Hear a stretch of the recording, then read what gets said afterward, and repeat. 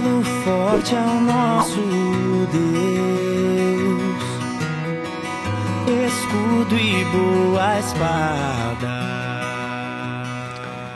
Amigos e amigas, a ti minha saudação de amor, de esperança e de paz. Semeando a Palavra para um tempo de reflexão é um programa da Igreja Evangélica de Confissão Luterana no Brasil, que busca, a partir das Escrituras Sagradas, trazer palavras de orientação para a caminhada de vida e de fé dos seus ouvintes. Cremos que em Jesus Cristo Deus constrói uma ponte no qual Ele restaura a plena comunhão e amizade do Criador com as suas criaturas, proporcionando assim a vivência prática de sinais do reino de Deus, já aqui com o olhar para a eternidade. Hoje queremos refletir sobre o tema Na Presença de Deus. Queridos e queridas, o que nos impede de chegar e estar na presença de Deus? Primeiramente, precisamos resgatar a proposta de Deus para a humanidade, quando Este criou todas as coisas. O desejo de Deus era de que o Criador e as suas criaturas pudessem viver em plena comunhão. Contudo, devido à desobediência do ser humano às orientações de Deus, este foi então afastado e expulso da comunhão. Em outras palavras, a comunicação e a comunhão do Criador e das suas criaturas sofreu uma desconexão. Esta situação é muito bem descrita pelo profeta Isaías quando ele diz: "Veja, o braço do Senhor não ficou curto para salvar, nem seus ouvidos ficaram surdos para ouvir. Ao contrário, foram as culpas de vocês que acabaram se transformando num abismo que os separa do seu Deus. Por causa dos erros de vocês, o Senhor escondeu o rosto para não os ouvir." O pano de fundo é o pecado contra o primeiro mandamento, onde o ser humano, ao invés de viver na dependência do seu Criador e Senhor, torna-se Deus de si mesmo. O que nos impede de chegar e estar na presença de Deus? Como vimos, é o pecado que rompe com nossa relação de amizade sonhada e planejada por Deus. Ao invés de ser prazeroso estar na presença de Deus e na comunhão com Ele, o pecado faz com que o ser humano se esconda de Deus, afastando-se, tornando-se um estranho e, por vezes, até um inimigo. É interessante como somos especialistas em arrumar desculpas e muletas na nossa relação com Deus e, consequentemente, com o restante da criação. Entre as tantas desculpas, por vezes o ser humano argumenta que Deus se esqueceu dele, que Deus virou as costas para ele.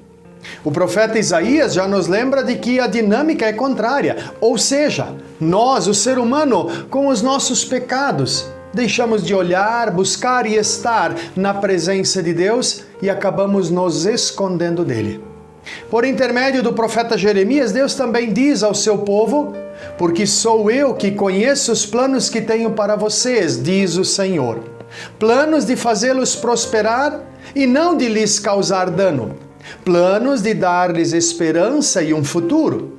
Então vocês clamarão a mim, virão orar a mim e eu os ouvirei. Vocês me procurarão e me acharão quando me procurarem de todo o coração. E eu me deixarei ser encontrado por vocês, declara o Senhor." Amados e amadas, nesse texto Deus deixa claro que quer restabelecer a sua comunhão com o ser humano diariamente. Deus está sempre à disposição, de braços abertos, receptivo para nos receber, acolher, abraçar e perdoar. Martim Lutero, na explicação do primeiro mandamento, ele disse que a maior dificuldade, o maior desafio do ser humano é deixar Deus ser Deus. Mas como assim? Deus não é Deus por si só. Se foi, e assim cremos e confessamos, que Deus criou todas as coisas, então Ele continua sendo Deus com ou sem o ser humano. Sim, isto é de fato verdade. Mas Lutero referia-se ao ser humano entender quem ele é e quem é Deus, ou seja, o maior desafio do ser humano é reconhecer que ele não passa de um mero ser humano que precisa estar em submissão e reverência diante do seu Criador. Contudo, para que o ser humano faça este exercício de deixar de ser o seu próprio Senhor e Deus, submetendo-se ao senhorio do Trino Deus, é necessário conhecê-lo. Não é assim que aprendemos desde criança que não devemos confiar em estranhos? Mas como podemos então conhecer a Deus? Particularmente gosto muito do relato bíblico de Lucas, capítulo 19, versículos 1 e seguinte, onde encontramos que Jesus entrou em Jericó e estava atravessando a cidade. Morava ali um homem rico chamado Zaqueu, que era chefe dos cobradores de impostos. Ele estava tentando ver quem era Jesus, mas não podia, por causa da multidão, pois Zaqueu era muito baixo. Aqui vimos um momento contrário da atitude comum do ser humano, que é fugir de Deus e esconder-se de Deus. Zaqueu, que não conhecia Jesus, mas que, por curiosidade, a partir do que ele tinha ouvido a respeito deste, vai para o seu encontro, para a sua presença, para buscar conhecê-lo. O texto então deixa transparecer um problema bem sério no caminho de Zaqueu. Tinha no caminho de Zaqueu uma multidão e, além disso, a sua estatura era pequena. Isso seria um grande motivo para ser usado como desculpa ou muleta para desistir do encontro com Jesus. Contudo, ele correu adiante da multidão e subiu numa figueira brava para ver Jesus, que devia passar por ali. Com esta atitude, Zaqueu tem a oportunidade de matar sua curiosidade a respeito de quem era este que estava anunciando o reino de Deus. Gosto sempre de destacar desse texto o que nos apresenta o versículo 5. Quando Jesus chegou àquele lugar, olhou para cima e disse a Zaqueu: Zaqueu, desça depressa, pois hoje preciso ficar na sua casa. O que Zaqueu jamais esperava, que esse Jesus que ele busca conhecer, já conhecia Zaqueu. Jesus o chama pelo nome. E o texto continua relatando que Zaqueu leva Jesus para sua casa e depois de uma boa prosa e creio que uma gostosa refeição, Zaqueu teve a sua vida transformada por Deus. Queridos e queridas, você já teve um encontro com Jesus no dia de hoje?